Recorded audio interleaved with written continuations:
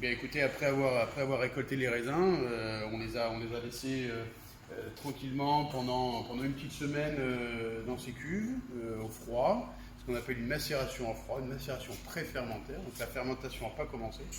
Et vous voyez, ça permet au jus et aux peaux de raisin de faire un premier échange et d'avoir une première extraction. Donc comme vous voyez, les couleurs sont assez denses. Voilà. Belle aromatique, ça. Ouais, donc on réfléchit, on déguste en fonction de leur origine et on va réfléchir à essayer de trouver l'origine et la particularité de chaque parcelle.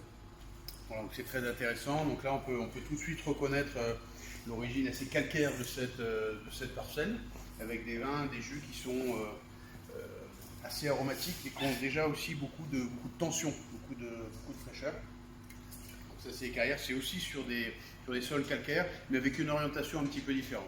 Donc normalement, celle-ci devrait avoir une expression aromatique aussi unique et propre. Voilà, donc là, cette cuve-là, elle est sur la fin de sa fermentation, sa macération pré-fermentaire et voilà, et très bientôt, elle va se transformer en vin. Voilà, et puis on va en faire une dernière qui, elle, va être plus avancée en fermentation.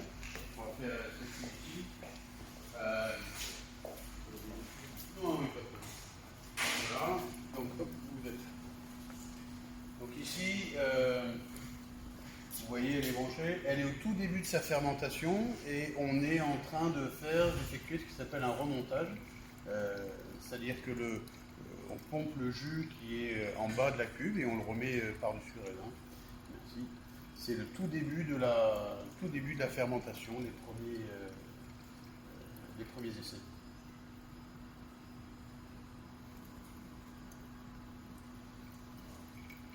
Alors, moi j'adore, hein. Pour moi, c'est ce nez-là, début de la fermentation. Alors, pour moi, c'est le début de l'automne déjà. Ça veut dire que la chose a changé. On est en train de changer de saison. Ça me rappelle quand j'étais enfant, je revenais de l'école, il y avait cette air qui traînait un peu partout autour des chais. Et je jetais mon cartable, je courais au chai dès mon père. Et voilà, ça c'est vraiment.